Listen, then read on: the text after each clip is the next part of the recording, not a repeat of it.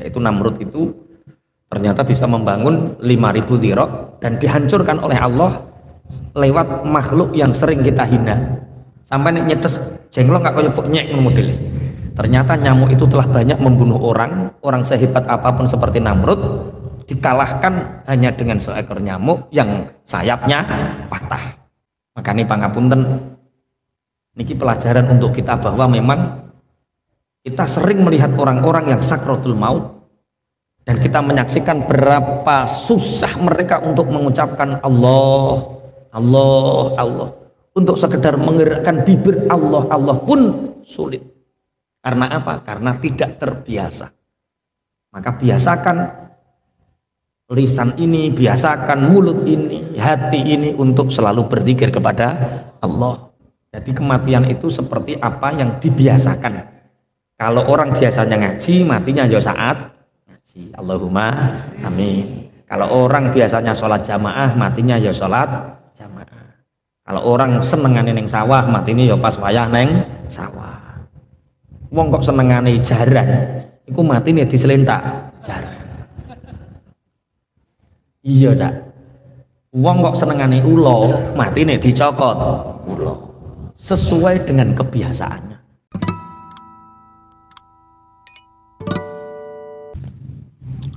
Surat An-Nahl ayat 26. A'udzu billahi minasy syaithanir rajim. Bismillahirrahmanirrahim. Qad makara alladhina min qablihim fatallahu bunyanahum minal qawa'id fakharru 'alaihimus saqfu min fawqihim wa atahumul 'adzabu min haitsu la yash'urun. Qad makara alladhina min qablihim fa'atallahu bunyanahum minal qawa'idi fakharra 'alaihimus saqfu min fawqihim wa atahumul 'adzabu min haitsu la yash'urun. Sungguh orang-orang sebelum mereka itu telah makar, telah menipu. Fa'atallahu bunyanahum minal qawa'id, maka Allah mendatangkan kepada mereka bangunan-bangunan mereka tercabut dari pondasinya. Fakharra 'alaihimus saqfu, akhirnya atap merontohkan, merobohkan mereka min fawqihim, dari atas mereka. Wa atahumul adzabu min haitsu la yash'urun, dan datang kepada mereka azab dari mana waktu mereka tidak mengetahuinya. Menurut beberapa mufassir di beberapa kitab tafsir, alladzina min qablihim ini adalah kerajaan Raja Namrud bin Kan'an. Buanter yo.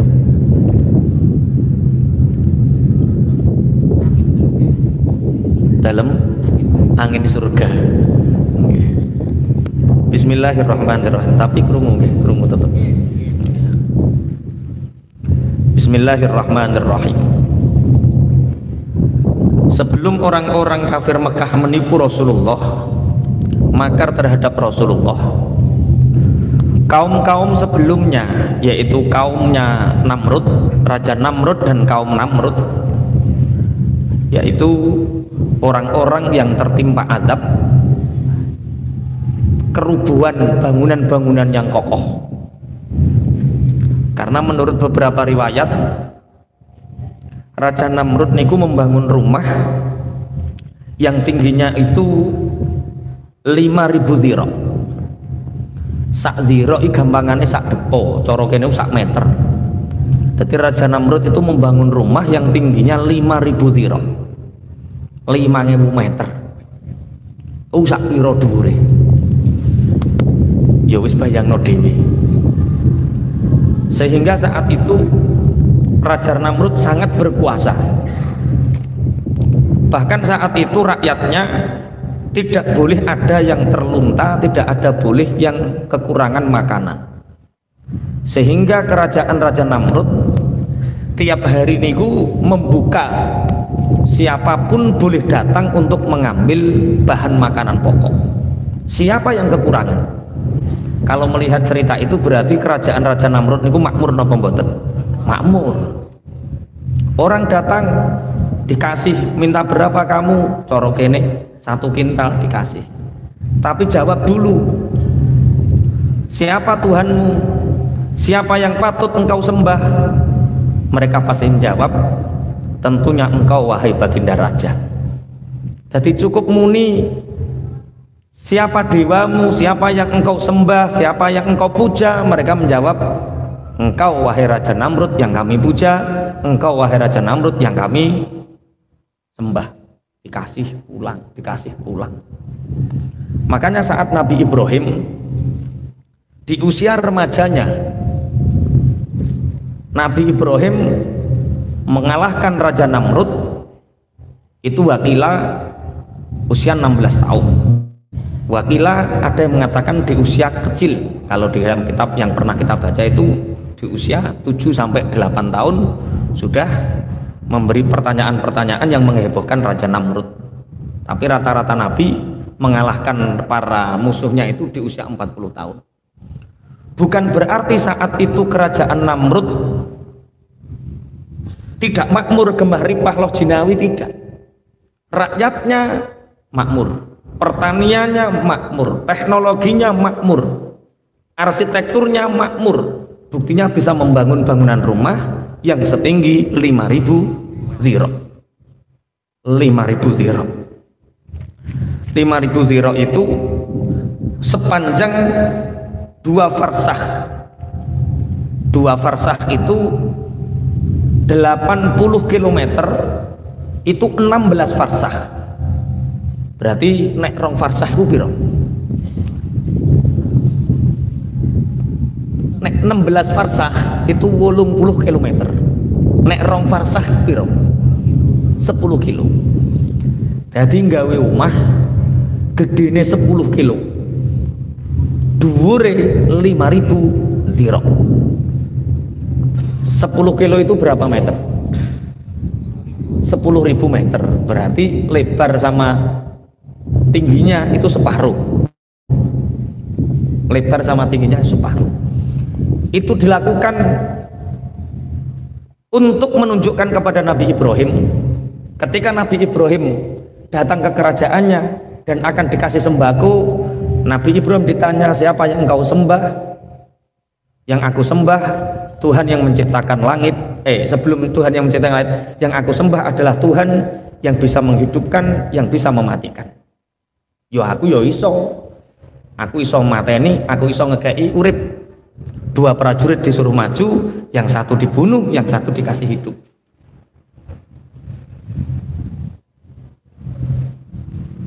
Arepe udan to. Nggih. Ki godaane wong ngaji ngene iki. Ana sing izin, Pak Yai pangapunten kula mboten saged ngaos. Lah enten napa Kang? Kula pengin ningali Argentina. Oh iya ora apa-apa. Urip ya kudu dienggo seneng aku ya ngono. Ora apa-apa wong ora dosa wae. Ngono ngaji jadi kayak barat sakmene banter. Ya wis ora apa-apa dinikmati. Bismillahirrahmanirrahim. Jadi Nabi Ibrahim menjawab, alam taro ilal ladzi haja Ibrahim fi rabbih an atahu Allahul mulk. Idz qala Ibrahim rabbiyal ladzi yuhyi wa yumit. Qala ana uhyi wa umit. Ketika Raja Namrud, setiap orang yang datang ke kerajaannya mengambil bahan sembako, ditanya siapa yang kamu sembah? Engkau yang kami sembah, engkau yang kami puja. Ketika giliran Nabi Ibrahim yang waktu itu masih kecil, Nabi Ibrahim menjawab, yang aku sembah adalah Tuhan yang memberi kehidupan, yang memberi kematian. Lo anak uhyi wa umit, lo nek kur ngekai urip aku iso, aku iso. 2 prajurit suruh maju, yang satu dibunuh, yang satu hidup. Ini yang satu mati, yang satu hidup. Qala anak uhyi wa umit. Qala Ibrahim fa innallaha ya'ti bisyamsi minal masyriqi fa'ti biha minal maghrib. Aku menyembah Tuhan yang menjadikan matahari terbit di sebelah timur dan tenggelam di sebelah barat.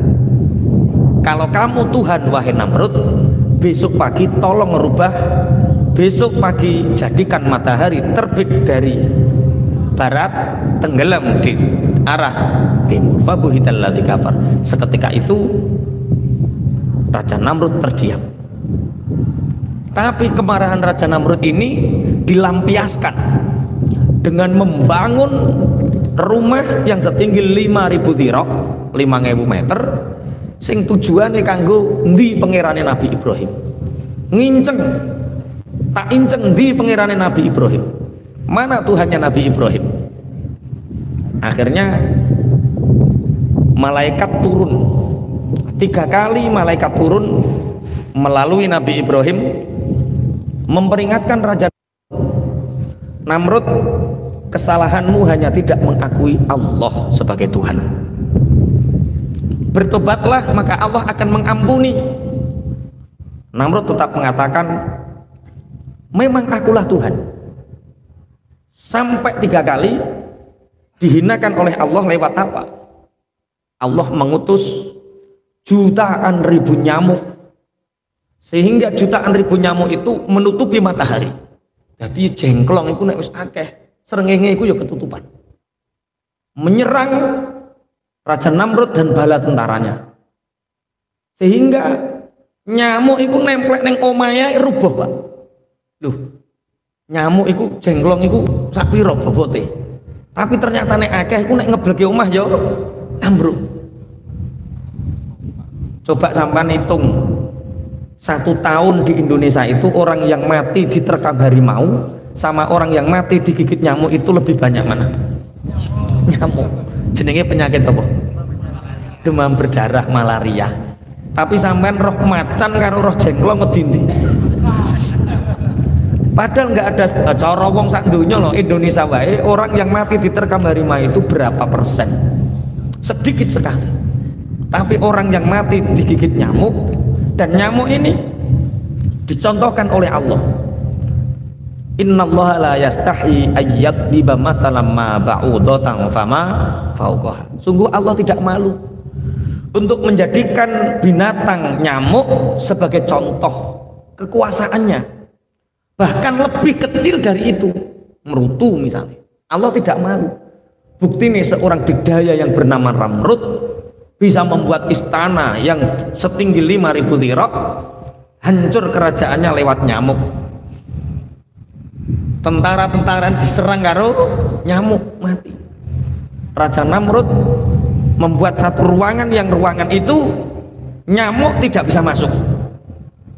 Cara saiki ruangan kedap, udara sing asinan ngono kuwi jengklong ra iso mlebu. Tidak bisa masuk. Ngono Allah masih menyelamatkan, ada satu nyamuk yang lolos. Nyamuk itu lolos. Ngono jengklong iki singklir pisan. Sayapnya singklir. Singklir itu bahasa Indonesiane. Mosok sengkleh. Patah lah. Sayapnya patah. Nyamuk ini masuk ke lubang hidungnya Namrud, masuk ke dalam otak, masuk sehingga Namrud mati. Seorang yang hebat seperti Namrud, gagah, penguasa negara, tirani, tidak bisa dikalahkan secara akal, dihinakan oleh Allah, oleh nyamuk sing sayapnya patah sisih. Mulane kowe nek roh jengklong, roh nyamuk itu mestinya kudu subhanallah, masya Allah, la haula wala quwata illa billah. Ternyata seekor nyamuk yang sayapnya patah bisa mengalahkan seorang raja tirani yang bernama Namrud. Qad makarul ladzina min qablihim. Ini mufassir yang pertama di dalam kitab Sawi. Ayat ini orang-orang sebelum kafir Mekah membuat makar terhadap rasulnya, memakar terhadap Rasul dan Allah, sungguh dilakukan oleh sebelumnya, yaitu Raja Namrud. Tapi mufassir yang lain mengatakan bahwa ayat ini bersifat global atau universal. Artinya, siapapun yang menghinakan Rasul, siapapun yang menghinakan utusan Allah, maka dia akan mengalami hal di mana Allah menghancurkan rumahnya, menghancurkan kekuasaannya, dan menghancurkan apapun yang berkaitan dengannya. Makanya ojo wani-wani kita niku napa nek ngarani mengingkari kerasulan. Bismillahirrahmanirrahim.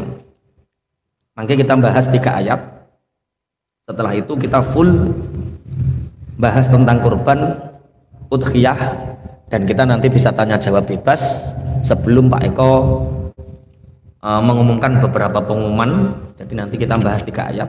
Yang pertama tentang Namrud ini, yaitu Namrud itu ternyata bisa membangun 5.000 zirok dan dihancurkan oleh Allah lewat makhluk yang sering kita hina. Sampai nek nyetes jenglong nggak kaya nyek model. Ternyata nyamuk itu telah banyak membunuh orang sehebat apapun seperti Namrud dikalahkan hanya dengan seekor nyamuk yang sayapnya patah. Tapi menurut mufassir yang lain, siapapun yang melawan Rasul, siapapun yang melawan utusan Allah, maka akan dihancurkan melalui bangunannya, dihancurkan hartanya, dihancurkan apapun yang berkaitan dengannya dihancurkan. Tsumma yaumal qiyamati yukhzihim wa yaqulu ayna syurakaiya alladhina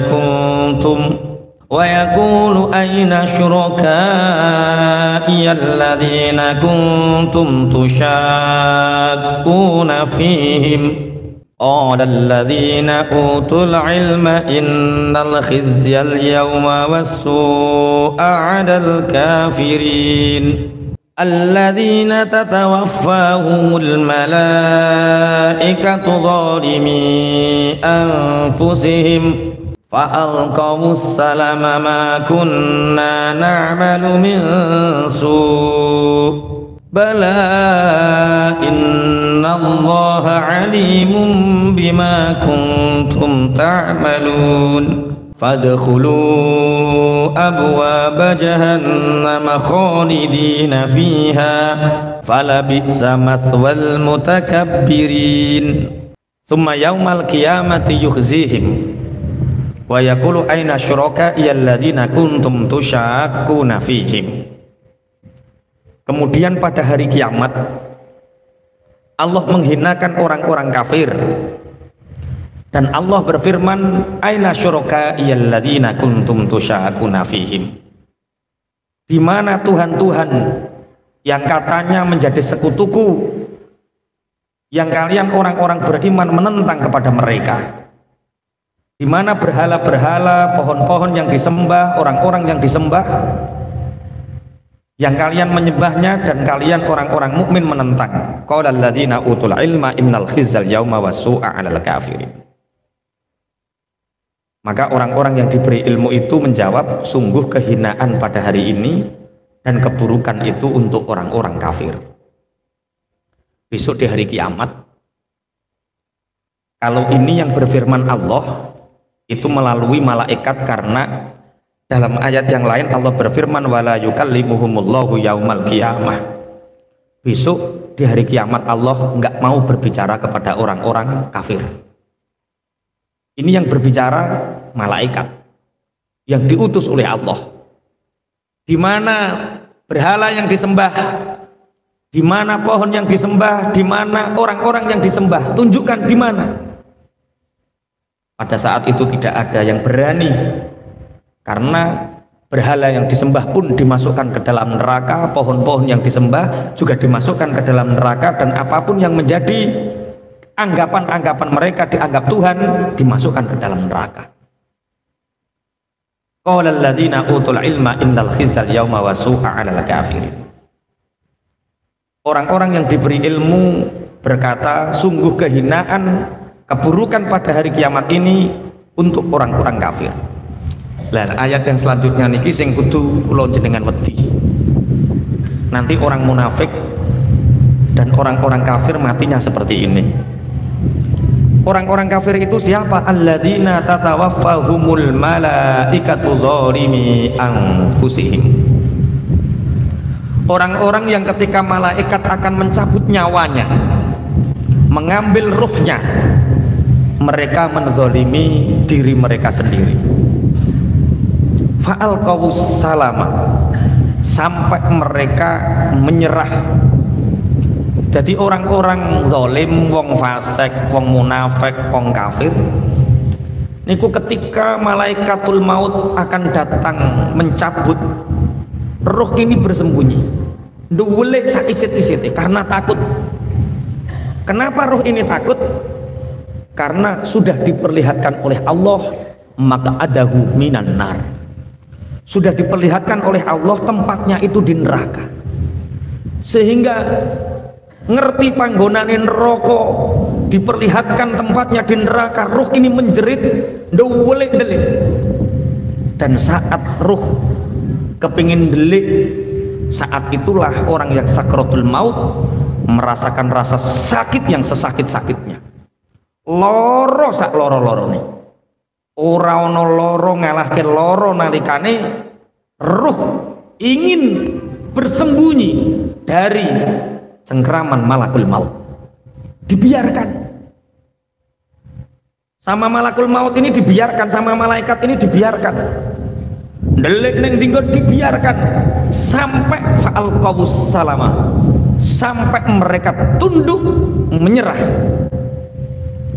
dan mereka mengatakan ma kunna na'malu min su. Kalau seperti ini kami tidak akan melakukan keburukan ya Allah. Kalau seperti ini kami tidak akan melakukan keburukan ya Allah. Saat itu ruh menyerah dan dia bertobat, tapi sayang tobat di saat sakratul maut itu tidak diterima oleh Allah. Tobat saat roh berada di gorokan ini tidak diterima oleh Allah. Makanya pangapunten, niki pelajaran untuk kita bahwa memang kita sering melihat orang-orang yang sakratul maut dan kita menyaksikan berapa susah mereka untuk mengucapkan Allah, Allah, Allah. Untuk sekedar menggerakkan bibir Allah, Allah pun sulit. Karena apa? Karena tidak terbiasa. Maka biasakan lisan ini, biasakan mulut ini, hati ini untuk selalu berzikir kepada Allah, Allah, Allah, Allah, la ilaha illallah, Allah. Ketika lisan ini terbiasa, maka ketika malakul maut datang, orang-orang mukmin pun ditempatkan, diberitahu oleh Allah maq'adahu minal jannah. Orang-orang yang beriman itu diberitahu oleh Allah tempatnya di surga, sehingga roh ini melihat surga yang begitu indah, dia tidak bersembunyi karena dia sudah tunduk, dia sudah menyerah, dia sudah tahu ini ajalku akan tiba. Mulane sampean sering ngireng ono wali, ono kiai nek arep mati, ngono ki wis ngerti. Cung, ketoke aku gak suwe. Sampean tau krungu, ketoke aku wis ra suwe. Aku pesen roh mati. Tempatnya sudah diberitahu oleh Allah. Roh tidak pernah bersembunyi. Dia ingin segera keluar. Tapi keluarnya ini tidak ingin dijamah oleh malakul maut. Kok sakit? Nggih. Ketika akan diambil ruhnya ini dari tangan, tangan ini mengatakan, lihatlah, tangan ini digunakan untuk bersedekah. Tangan ini digunakan untuk menolong orang lain. Tangan ini digandeng, digunakan untuk menggandeng orang-orang yang butuh. Tangan nggak mau. Ketika roh mau dicabut dari kaki, kakinya mengatakan, lihatlah kaki ini selalu berjalan menuju sholat jamaah, menuju majlis-majlis ilmu, taman-taman surga. Lihatlah kaki, ruh tidak mau diambil dari kaki. Mata, ketika akan diambil dari mata, malakul maut sudah berada di mata. Mata mengatakan, mata ini selalu melihat ayat-ayatnya Allah. Mata ini selalu melihat kebaikan. Kuping mendengar, sehingga malaikat maut pun tidak berani ini diambil dari mana. Sowan datang Allah. Cukup, wahai malakul maut, tulislah asmaul a'zam, tulislah lafzul jalalah di tanganmu, Allah. Kemudian dekatkan di keningnya, maka ketika lafzul jalalah ini sudah dekat di keningnya, maka ruh orang mukmin ini mengikuti lafzul jalalah, mengikuti tanpa terasa. Jadi orang-orang mukmin itu besok kalau mati tidak terasa, ngerti-ngerti mati, bahkan meninggalnya pun banyak yang dalam keadaan tersenyum. Allahumma amin. Ya Allah biha, ya Allah biha, ya Allah bihusnil khatimah.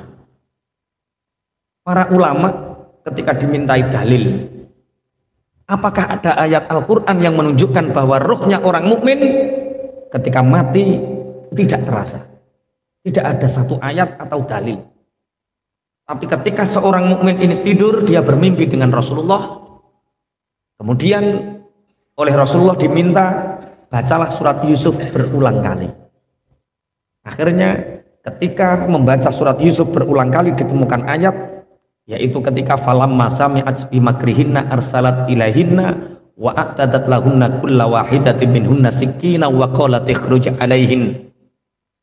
Di ayat itu Allah menerangkan bahwa ketika orang-orang Mesir, penggede-penggede Mesir, wanita-wanita terhormatnya Mesir mendengar Zulaikha terpana, Zulaikha jatuh cinta kepada Nabi Yusuf, mereka menghina. Akhirnya Zulaikha mengundang 42 orang-orang tercantik di Mesir, istri para pejabat saat itu, dikai apa? Apel, dikai apa? Pisau. Nabi Yusuf dikongkon metu. Ngirisi tangannya gak kroso. Ngirisi tangannya ora kroso. Jadi wong wedok roh wong ganteng ae lho ngirisi tangannya ora kroso. Apalagi roh kita melihat Asmaul A'zam, lafzul jalalah, yang roh ini selalu merindukan untuk selalu bertemu Allah. Alon, alon, alon, ler. Jadi ruh kita nanti keluar sendiri mengikuti malakul maut tanpa berada dalam cengkeraman malakul maut. Sama no bayang no, so malakul maut terus kok geradak ngojo jayang no. Nek sing geradak nonton niku wong-wong sing parah. Semoga Allah memudahkan kita dalam kematian. Allahumma amin. Karena orang mati itu menunggu tunduk. Fa'al qawus salama. Fa'alqawus salama ma kunna na'malu min su. Orang-orang kafir itu ruhnya sebelum tunduk tidak dicabut oleh malakul maut. Orang-orang munafik, orang-orang fasik, ruhnya sebelum tunduk tidak dicabut oleh Allah. Kalau malakul maut timben ndelik, semakin bersembunyi jasad ini semakin merasakan sakit. Semakin lama bersembunyi semakin merasakan sakit sampai ruh ini tidak berdaya. Dan mereka mengatakan ma kunna na'malu min su. Roh ngene aku nglakoni apik. Ya Allah, kula kepengin nglakoni apik ya Allah. Tapi tobat saat ruh wis ning kala menjing ini tidak diterima oleh Allah. Mumpung roh sampeyan cek urip, ya wis lah tobat. Bala innallaha alimum bima ta'malun. Ya betul. Sesungguhnya Allah itu Maha mengetahui apa yang kalian kerjakan. Makanya kalau kita cerita tentang kematian, kadang orang melihat kematian seseorang kita iri. Kemarin di mana ada orang sedang la ilaha illallah, setelah membaca apa? Allahu la ilaha illahul hayyul qayyum, ngimami tahlil, ngerti mati. Itu kematian yang kita iri. Itu kematian yang seharusnya kita inginkan seperti itu. Wayah ngaji moro-moro mati. Wayah neng omah bakdo wudu moro-moro mati. Mati dalam keadaan suci. Ojo sampai cah wayah neng gone germo terus inna lillahi wa inna ilaihi raji'un. Telah meninggal tapi gak ngerti sebutno di rumah germo kan gak mungkin. Tapi kan kok yo inomen. Jadi kematian itu seperti apa yang dibiasakan. Kalau orang biasanya ngaji, matinya ya saat ngaji. Allahumma amin. Kalau orang biasanya sholat jamaah, matinya ya sholat jamaah. Kalau orang senengane neng sawah, matinya ya pas wayah neng sawah. Wong kok senengane jaran, iku matine diselentak jaran. Iya cak. Wong kok senengane ulo, matine dicokot ulo. Sesuai dengan kebiasaannya. Maka kebiasaan kita ini apa ya, itu tanda-tanda kematian kita. Pun jadi sok wong zalim, wong kafir iku nek arep dijabut nyawane ndelik sehingga jasad ini sangat merasakan sakit. Yo misah-misah barang sing kulino misah so yo mati misah barang. Bar muni misah tak mati. Waseh tak mati. Lho kula lu nate teng Sidoarjo. Enten tiyang merdamel teng pabrik. Ketibanan Pak tangane Pak, ketibanan mesin coklat. Darah bercucuran dibawa ke rumah sakit. Misah sak menit nang ping 6 paling. Jadi wiritan pisane. Bar misah klek mati. Ya Allah, naudzubillah, tsumma naudzubillah. Nek sampean yang senengane zikir ya Allah, Allah, Allah, guyu mati, Masya Allah. Tapi aku roh ngono kuwi ning film. Allah, Allah, guyu mati. Nek ning kene kok ya urung temok ngono maksude. Ya muga-muga sok sampeyan Allahumma amin, Masya Allah. Pun fadkhulu abwaaba jahannam khalidina fiha. Orang-orang kafir ketika kematiannya pun sudah sakit, ketika mati neng alam kubur wis disiksa cek didhawuhi fadkhulu abwaaba jahannam khalidina fiha. Masuklah kalian ke pintu-pintu neraka jahanam, kalian di sana abadi. Falabitsa mathwal mutakabbirin. Maka seburuk-buruk tempat adalah tempatnya orang-orang yang sombong. Siapakah orang-orang yang sombong? Orang-orang yang sombong adalah orang yang tidak menerima kebenaran dari Allah.